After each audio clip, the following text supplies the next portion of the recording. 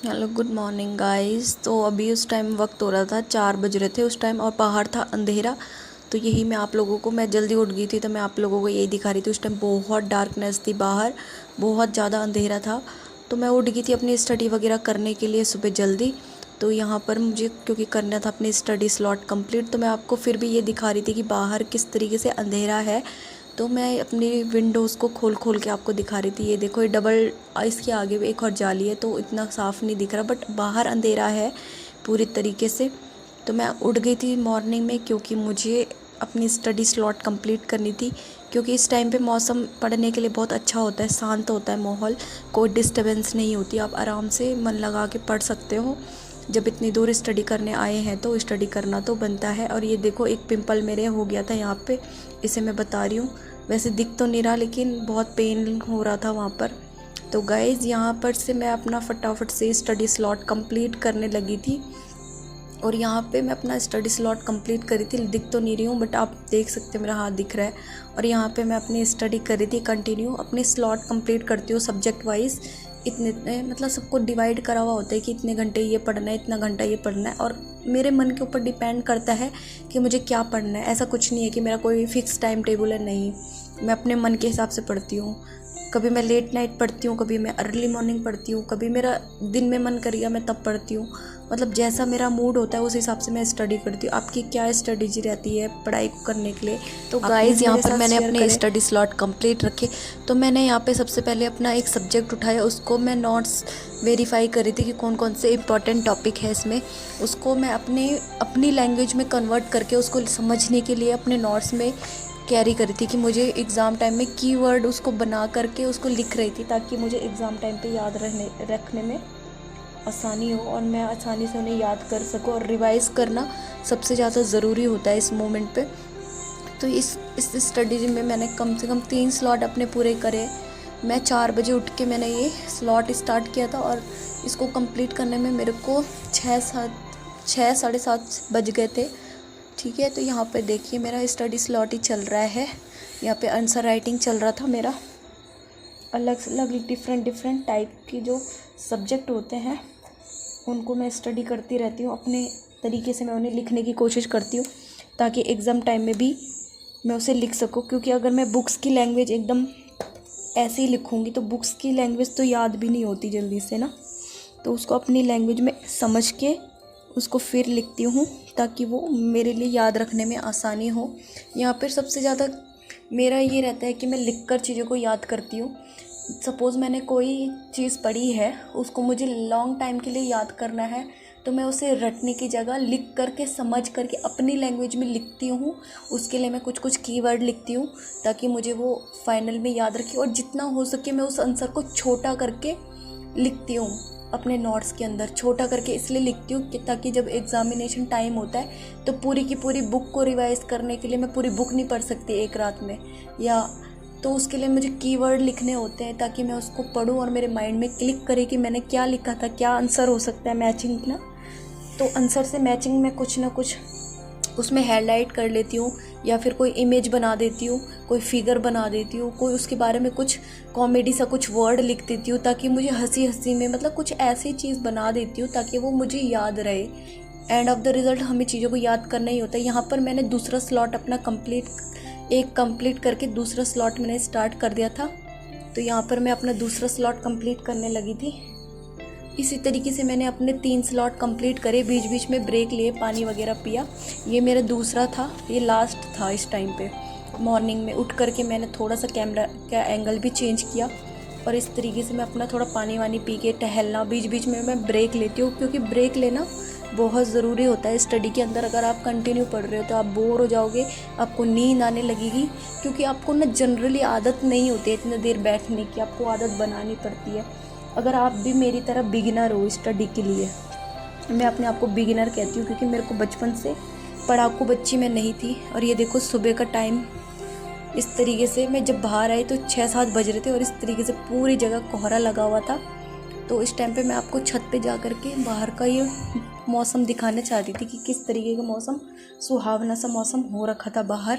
ये देखिए पूरे आसमान पर इस तरीके से पूरा कोहरा लगा हुआ था, और मैं बहुत ज़्यादा, ये देखो इस तरीके से पूरे कोहरा लग रहा था और मौसम ठंडा ठंडा हो रहा था, बहुत सुहावना मौसम हो रहा था यहाँ पे। तो गाइस सुहावना मौसम हो रहा था तो मैंने सोचा क्यों ना छत पे चला जाए और थोड़ी सी अपनी ब्रीथिंग एक्सरसाइज वगैरह कर ली जाए, क्योंकि इतना सुहावना मौसम था। तो ऐसा हो सकता है कि मैं बाहर छत पे ना जाऊँ, क्योंकि आपकी बॉडी के साथ साथ आपका माइंड भी एकदम एक्टिव होना चाहिए और स्ट्रांग होना चाहिए। ब्रीथिंग एक्सरसाइज आपकी बॉडी के लिए बहुत ज़्यादा बेनिफिट रहती है, आपको भी ये करनी चाहिए। और आपको जल्दी उठकर आप छत पे वॉक करो, आपको फ्रेशनेस फील होगी। जब भी मैं जल्दी उठती हूँ तो मुझे बहुत ज़्यादा एनर्जी फील होती है, बहुत ज़्यादा मुझे ऐसा लगता है कि एनर्जेटिक मैं हूँ, अपना काम मैं आज सही से कर पा रही हूँ। और मैं जिस दिन भी जल्दी उठती हूँ उस दिन मैं बहुत अच्छा फील करती हूँ। तो मैं सजेस्ट करती हूँ कि आपको जल्दी उठना चाहिए, बट एज़ अ कंपलसरी नहीं है, आपकी चॉइस है। अगर आप लेट नाइट काम करते हो तो आप अर्ली मॉर्निंग में नहीं उठ सकते। तो यहाँ पर मैं अपनी थोड़ा सा ब्रीथिंग एक्सरसाइज कर रही थी, अनुलोम विलोम कर रही थी। फिर मैंने सोचा कि यार थोड़ा बहुत कुछ ना कुछ करा जाए। गाइस यहाँ पर मैंने अपनी थोड़ी सी एक्सरसाइज स्टार्ट कर दी थी। यहाँ पे मैंने थोड़ी सी स्ट्रेचिंग वगैरह चालू कर दी थी।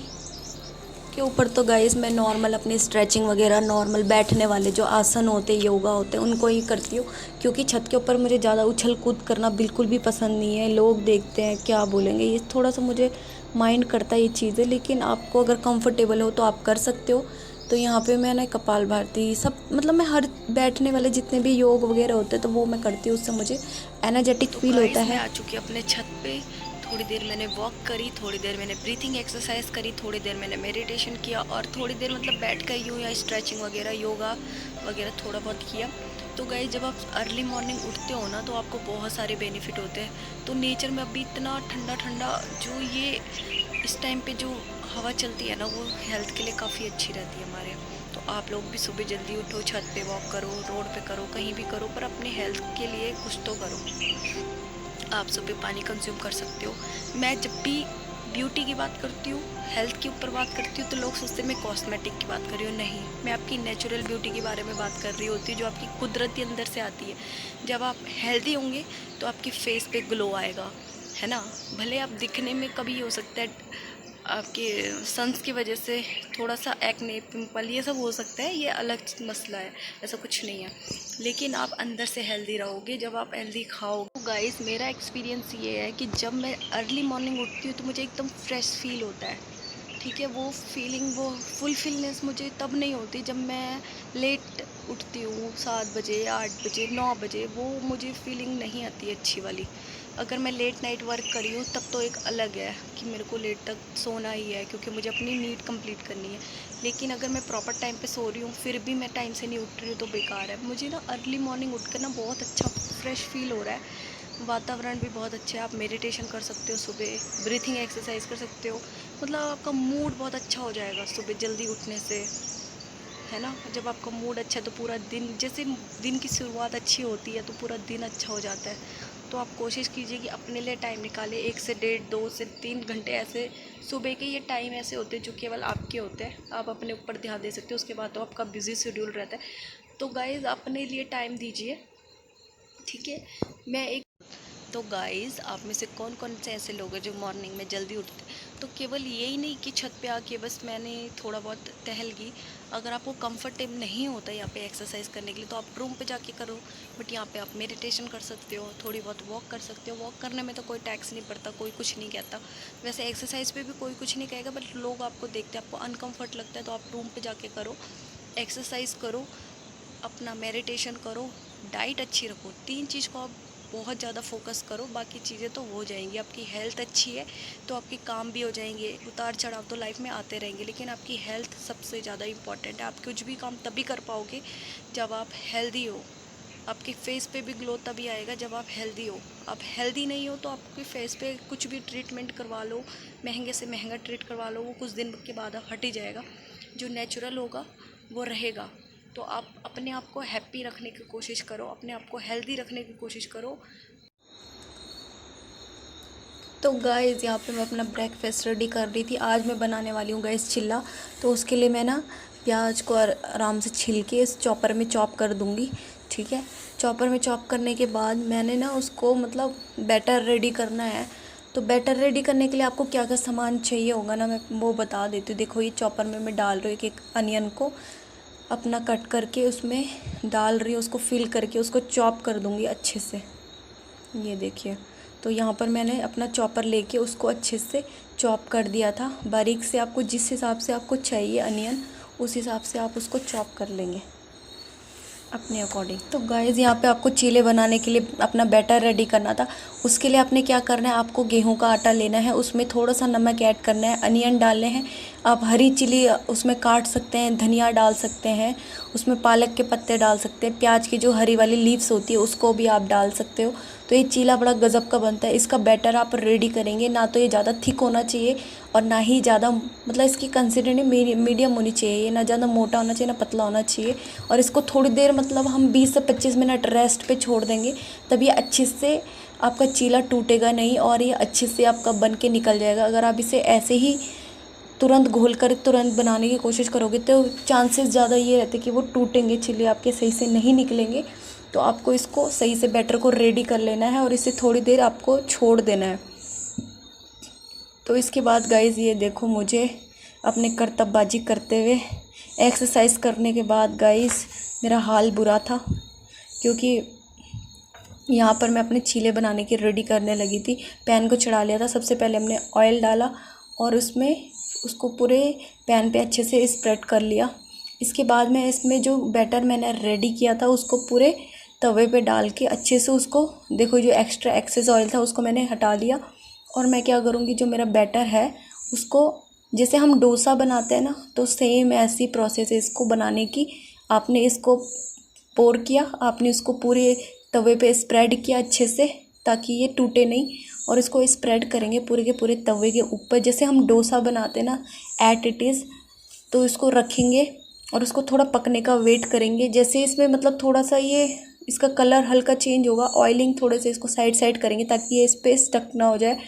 तो इसको थोड़ी देर स्टीम करने के बाद इसको आपको जनरली पलट लेना है, पक जाएगा तो इसको पलट लेंगे आप। मैं इस परात को खाली इसलिए कर रही थी क्योंकि इससे ना, अब जब पोर कर रही थी मैं उस पैन पे तो बहुत मुश्किल हो रही थी, तो मैंने इसे छोटे से कटोरे में भर लिया गाइस यहाँ पे, और मैं इससे चीले अपने रेडी कर रही थी। और ये देखो फाइनली मेरे चीले बन के रेडी हो चुके हैं और मैं कर रही हूँ यहाँ पे ब्रेकफास्ट। अपना सुबह का टाइम था तो ब्रेकफास्ट करना तो था ही मुझे। इतनी जल्दी उठ गई थी तो मुझे लेट, मतलब फिर मुझे आराम से अपने टाइम पे भूख लग जाती है। तो फटाफट से यहाँ पे गाइस करते हैं ब्रेकफास्ट। ज़्यादा इस वीडियो को मैं नहीं दिखाऊंगी यहाँ पे। तो गाइज़ इस वीडियो में जब मैं आपसे बात करी थी, इसके तुरंत बाद ही मेरे फ्रेंड लोग आ गए थे और उनके आने के बाद हम लोग खाना पीना मस्ती करने लगे, टाइम पास करने लगे और बहुत देर तक वो मेरे साथ रहे। और उन्हें पसंद नहीं है कि मैं ब्लॉग में किसी को भी लाऊं, तो जब किसी को पसंद नहीं है तो मैं उसको शूट भी नहीं करती ज़बरदस्ती।